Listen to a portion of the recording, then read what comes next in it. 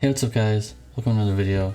Today we're going to be talking about Lasswell and Kunshira and Rowan and Yuraisha. So all four of those we reviewed in this video.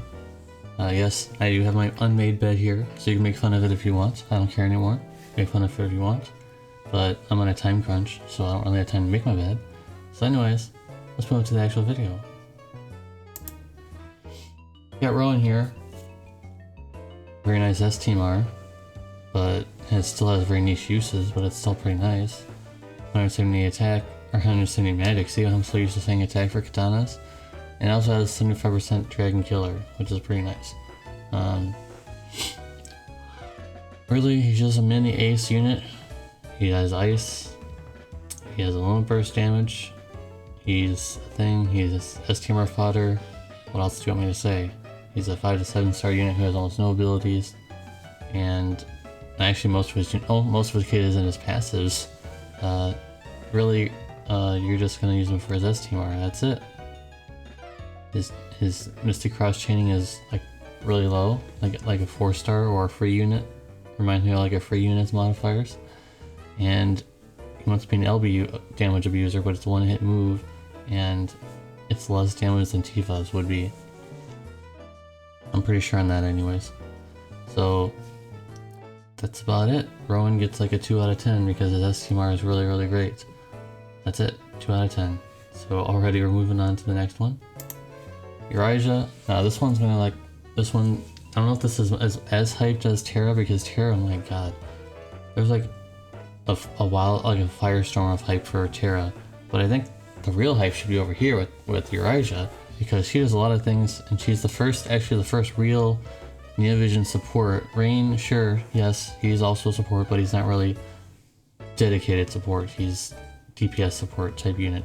So this is the first real Neovision support in the whole game so far. He has infant turns on the Brave Shift form, which is really nice. If she had any turn count, she probably would still be pretty good, but not the amazing that she's going to be now. So in her normal form, she has 100% dragon and insect killer. Finally, we have 100% dragon killer. Rip Primrose. Primrose's last grasp of usefulness was her dragon killer AoE, even though it was really low. Now she's finally surpassed in that aspect. Finally, right? So insect killer is really nice as well. She can remove debuffs from all allies, which is very nice. So it's kind of like a perfect dispel, but for you, basically. It's kind of a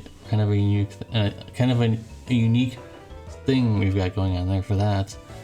We have an ability similar to Kalmia. If you don't know who Kalmia is, she's the healer from Season 3 who is absent from Global, unfortunately. But she had a move where she could steal imperils from one ally, and then she can also do some other things. So similar to that, she can also steal imperils, but also buff the entire team with elemental resistance and things like that. And she also has 4 turn cooldown, able to provide 60% physical and magical mitigation with a 2-turn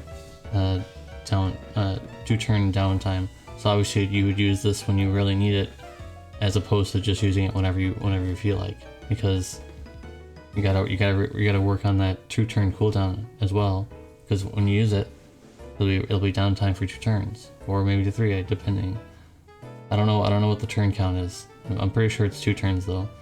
And she can replace your healers when you don't really need a healer that badly, like the 2-headed dragon troll, because you'll have a physical cover with, I think it was like 200 or 300% dark and light resist, I believe, or maybe it was just dark resist. I can't remember. I think it was dark and light. And then you have a provoker who has 300% ice resist. You don't really need a healer. Yeah, sure, physical cover tank will still be taking damage a little bit here and there, but it's not anything that bad. So that is where Yuraisha would shine, where you don't really need, oh my god, we need a healer right now kind of thing. Just like, oh, I'm damaged a little bit. Oh, here you go. Here's a band-aid, and that's where she would shine as a healer, because you can't bring her to hard, intense trials as a healer, because she doesn't have a really awesome healer kit. She just has a very, kind of like how Luna Freya could be like your side healer, but her Yuraisha's kit is also really nice. So the only con I can think of is she still has the HP loss percentage or just flat HP loss percentage gimmick. What can you expect from someone who's sick, right? Of course she's coughing up, so she's gonna lose some HP, right? So that's it. So definitely a 9 out of 10 for me. Very, very good score. If she did not have those infinite turns though, I think her score would be a little lower.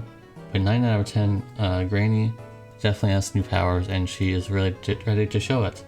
So if you have Yuraisha, or you've been hesitating in getting Yuraisha on the JP side, now is the time to get her. I think if you don't have Pwn, this is definitely very good. Even if you do have Pwn, I think it's still worth it. Pwn in the inverse of that still has a lot of things that Yuraisha can't do, like imbues, and well, I think Yuraisha has a little burst damage buff. Maybe not. I know I was looking at someone else. I think she has a little burst damage buff. I think she does, but it's not as good as Pwn because you can also do other things on top of that. So yeah, the only thing that really Yuraisha doesn't have is the imbue and imperil combo that Pwn can do, and also the elemental damage boost. So she's not like, oh my god, she's just walking all over Pwn. That's not at all how that's happening. They're kind of like different things. It's kind of like how sometimes you can't compare units directly because it's too hard because they do different things. So Pwn and Yuraisha do different things completely for the most part. So that's what I'm going to say for that. And moving on to the next unit, Kunshira. So we went from one positive to not so good. Unfortunately, of all the good things that are in the pros, none of it really matters because, in essence, she cannot be a damage dealer. She has too many flaws, and we'll be going over them. So first of all, infinite turns on her Brave Shift form. At least she has that, right? 6 times cap, 150% true to wield in both forms, 200% attack and magic TDH in a Brave Shift form. Whatever. Don't build her TDH if you're going to be using her. Sorry about that. She has the Mace and Rod Breakage abilities in a Brave Shift form, which is not too bad. At least she has that, at least. The Rod one, probably more important, but Mace, maybe someday. Imagine there needing to be a Mace Breakage trial, and you don't, this is the only unit that you can use for it. That'd be interesting, right? So, we have a triple cast permanently in a Brave Shift form, of course, and 120% fire, lightning, water, wind, and light and peril in a Brave Shift form on a Magnus ability, I believe. No, it was like a cooldown, I think. Something like that. It was like on a cooldown. I don't want to remember this unit too badly. Alan just doesn't like hybrids. Her hybrid mods are lower than what a physical unit's mods would be, and she has mixed elements, so it's already really useless and inferior to most stuff. And just go ahead and get a rest, second ever rest teamer instead of trying to do this, unless you really want those to put those breakage abilities on the back burner for like if you really need them, maybe. But that's about it. So, man, she has some good things, but then some really, really, really bad things that you just can't overlook. It's like, I can't even think of a comparison. Like, I can't even think of like a comparison here. It's just, she has a few nice things, but it's mostly bad things. So, in essence, she's gonna get a 6 out of 10. She's not the worst thing of all time, but she's not, like, you're not gonna jump into the game immediately and get her to Neo Vision. That's just not gonna happen unless you really need her stuff for some reason. So yeah, 6 out of 10 for that. And finally, the main event, we have Lasswell here. They really did differently compared to Terra, but I'm starting to know a trend here. I don't know what that's going on, but they're starting to become a trend where Neo Vision units are starting to have less of a kit, but having more impact on certain things, I guess. It's interesting. He has less moves than most Neo Vision units, like Terra as well. But he has more moves than Terra, at least. My goodness. So let's get into it. Infinite turns on his Brave Shift form. That's always nice, but you'll understand maybe why that's not the best. Like, you're not really gonna be staying in his Brave Shift form for very much, I don't think. For my prediction on what units usually are really strong about, I think for the most part you're probably not going to stay in his Brave Shift form for very long. So 200% and 30% TDH in his normal and brave shift form respectively. He's a normal DPS in his normal form, and he's an ace-like unit in his brave shift form, where like he can use magical killers and stuff like that, and physical killers and stuff like that too. So at least I'm pretty sure that's how that works. And you know, he can like imbue himself but also do physical magical damage, stuff like that. It's a confusing mechanic for most people, but that's kind of how it is. In his race shift form he has 150%, he's an ace-like unit in his race shift form, yeah. And then there's that comma, sorry about that. 150% bug and 100% dragon killer in his normal form, and he has 100% dragon killer in his brave shift form. So he lost the 150% bug or insect killer in his brave shift form, but he still has a buff for insect killer. So at least there's that. And he has another strong limit burst damage in his brave shift form, but also in his normal form, in his brave shift form he has 200% limit burst damage buff. That's why I say he can be a very strong limit burst damage dealer, but he also has a 150% limit burst damage move in his brave shift form as well. So he can just be a very strong finisher.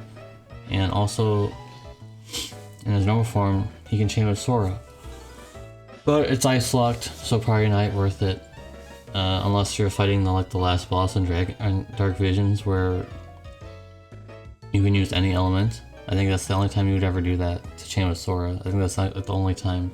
He has AMOE chaining finger snap, which is nice, I guess, but I don't know when you would ever use it because you'll get rid of your imperils. So not the most useful thing in the world.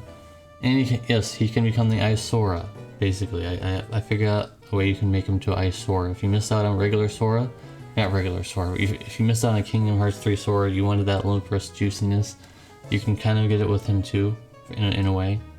He doesn't have the same strongest buffs, but he can become very similar.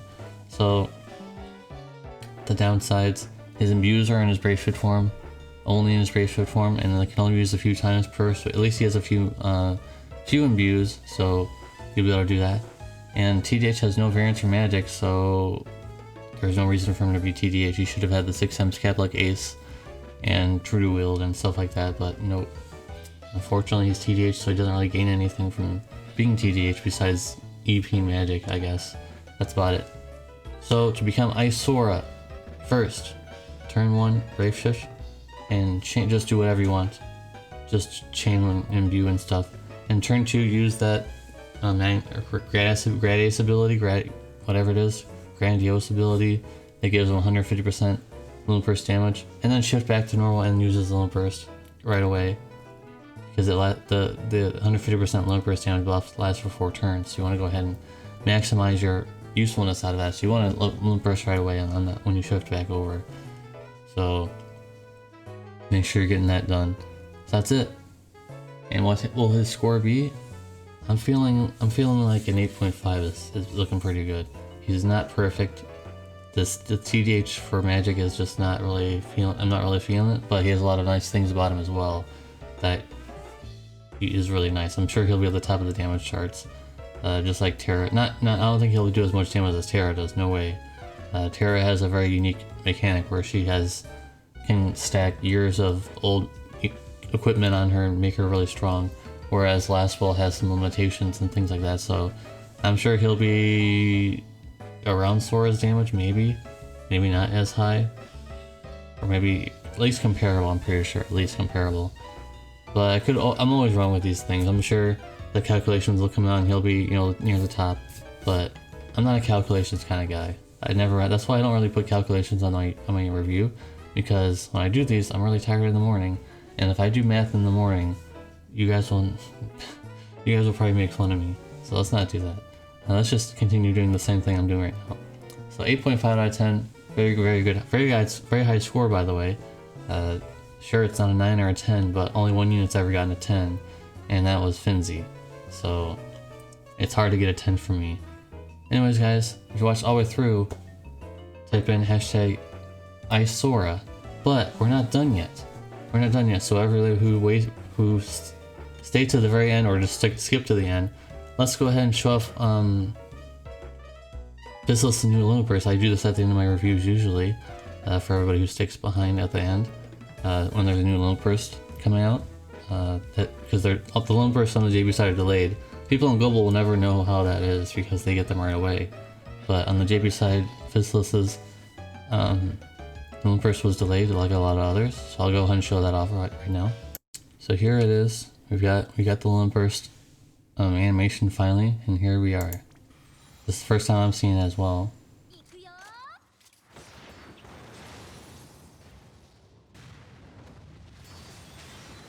Okay.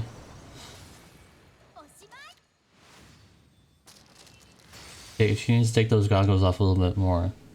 She's a lot more of a looker when you take those off compared to when you take them on, but it's as ridiculous as most of them first are in this day and age, where some ice thing comes out of the sky and it becomes like a Mog statue. So it's interesting. It's very interesting how that happens, but somehow it just appears out of the sky. It's as ridiculous as things usually are, like rain cutting the space in half and stuff like that. So it's pretty on par with that. Not as ridiculous, but it's still silly and ridiculous. But it's Fistless, so it's supposed to be ridiculous. And in her other form, she doesn't have any CG. I'm pretty sure. That's never been the case. Never ever been the case. Where yeah. So this is her limit burst in her Brave Shift form, but that's really what you'll be using, because you'll almost never use this Brave Shift. You'll almost never use this limit burst, unfortunately. So one last time for the people at home watching. Thank you guys for watching again. Type hashtag IceSora for the keyword for the ending of this video. Again, thank you guys for watching. If you appreciate my reviews, make sure to give a like or comment, whatever you want to comment. And I'll see you guys in the next one. Peace.